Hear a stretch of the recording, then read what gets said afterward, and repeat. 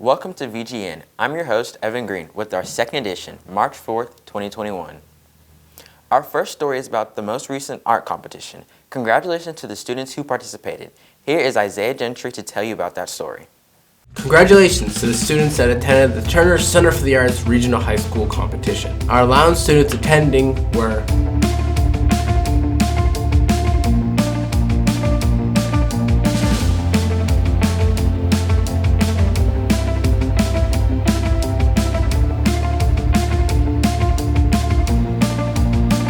over 12,000 people attended the first day of the competition. If you would like to see the Lowndes students' artwork, visitors are welcome to visit the Turner Arts Center from March 2nd to March 24th. Congratulations to the students that attended. As some of you may know, the Lowndes High Chorus Group performed singing grams for people around the high school for Valentine's Day. The following video was sent to the LCS office so they could listen to special songs as well. Enjoy. Sunny days, everybody loves them. Tell me, baby, can you stand the rain?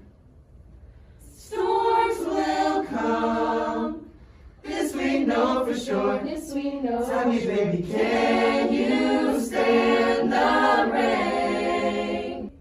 Go. Wise men say only fools rush in, but I can't help falling in love with you. The Lowndes High Steel Band is a lesser-known part of our band program. Today, we're giving you a close-up look with the steel band.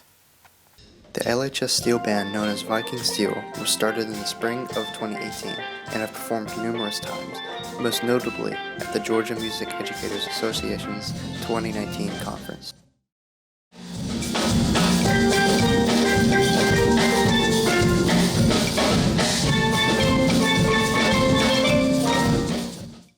Viking Steel plans to perform more this semester at places like the Fellowship Home at Brookside and Langdale Place.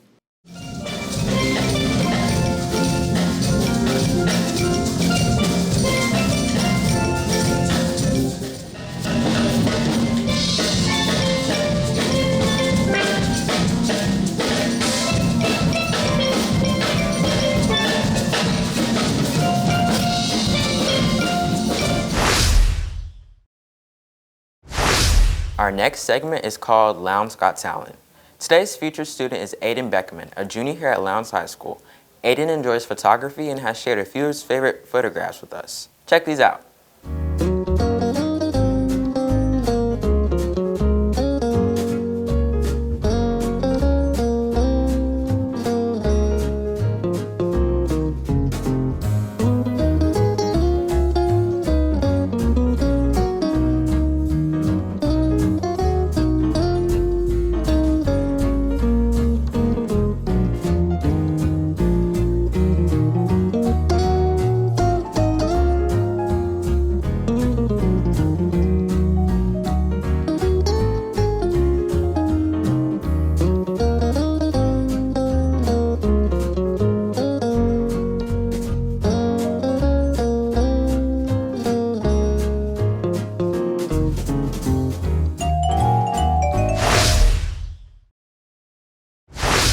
Congrats to the Lowndes High baseball team for defeating South Forsyth last Saturday by the score of 7-3. Come on, 9.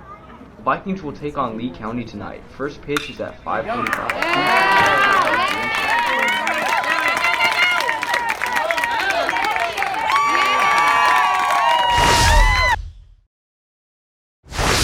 This past weekend, our varsity girls tennis team won the championship at the Wildcat Invitational, hosted by Valdosta High School. The girls swept Pierce County in the finals for a 5-0 victory. The boys defeated Chris County 4-1 in the consolation round. Please be sure to congratulate these students if you see them. Wrestling had a good turnout this year, with Hunter McCullough winning the state championship at 106 pounds. Dominic DiTomaso was third at 120 pounds, and Ethan McCullough was fourth at 113 pounds. The team finished sixth in the state at the traditional state championships, and the team placed fourth in the state dual championships. On February 26, students of Miss Eakin investigated how the radius and height of a cylinder impacts the volume that the cylinder can hold. The results of the experiment was that the radius expands the volume, and the height does too. The experiment was fun and exciting for the students. Next is our segment, What Makes You Happy? This week is a Balinese cat named Bella Blue Eyes. Here's a video on her.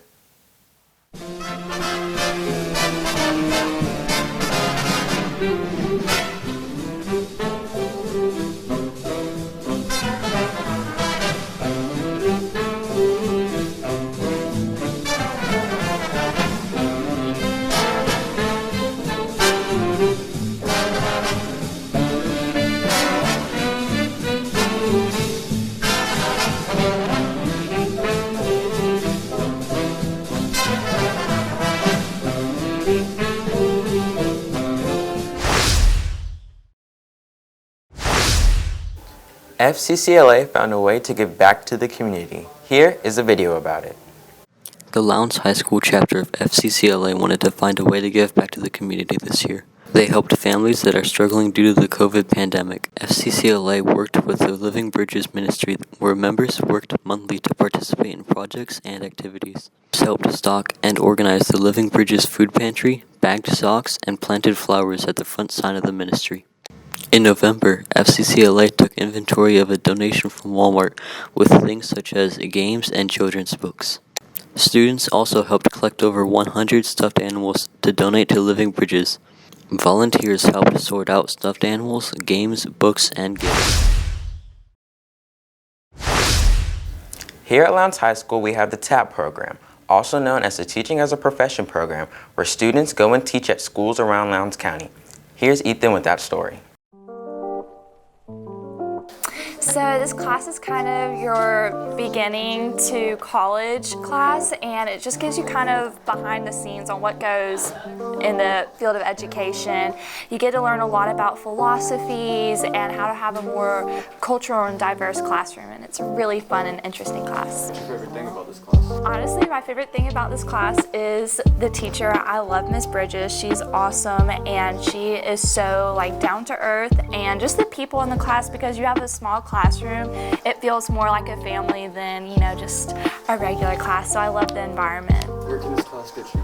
So this class actually gets you college credit. So in college, you don't have to do an intro to education class. You can just go straight to your practicum. So it's a really great way to save money and also earn money when you do your practicum. So if you like a little bit of that moolah, it's a great way to make it. What do you like about the class? I love how close we've gotten, and the environment in here, and everybody's comfortable with each other. We're just really close. I really like the deep conversations that we have about literally everything, and just the family environment. We've all gotten super close. Where do you plan on going after this class? I plan on working with deaf and hard of hearing, but I'll see where that takes me. Maybe speech and language pathology. I plan on being a high school sped teacher, preferably severe and profound, but life skills would be cool too. And if not sped, then a bio teacher. How was y'all's friendship? Our friendship is really good. We're really close. We met last semester, first day of class, and we sit right next to each other, and we just started talking one day, and then we just got really close. We're way too comfortable with each other at this point. Who are you recommending this class to? This class is designed for any student who is in 10th grade, 11th grade, and even 12th grade who has a desire to teach in some capacity, work with children, youth, coach, counseling, eventually go into school administration, curriculum design, but any aspect of education where they feel like they would be best serving to others, whether it be younger students, middle school students, high school students, and even post-secondary students. Where can this class get someone in the future?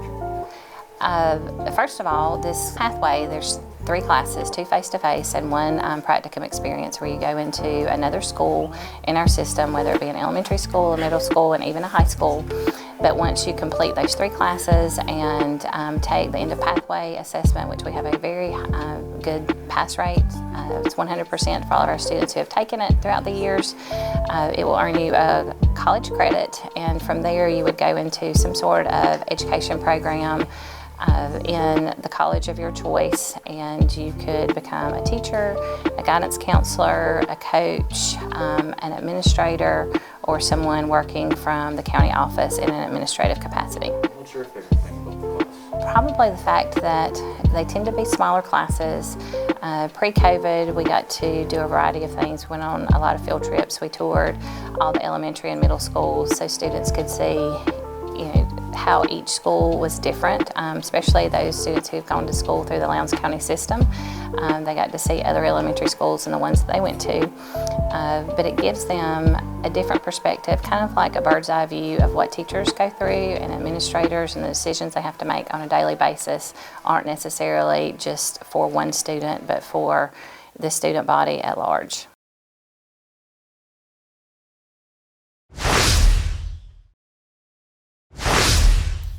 We had all sorts of good news on ROTC this week. We interviewed Mr. Dominicis. Here he is with that story. All right, good morning. I'm Lieutenant Colonel Dominicis from the Lowndes High School AFJ ROTC. This year we had 5 cadets selected to attend the Flight Academy program.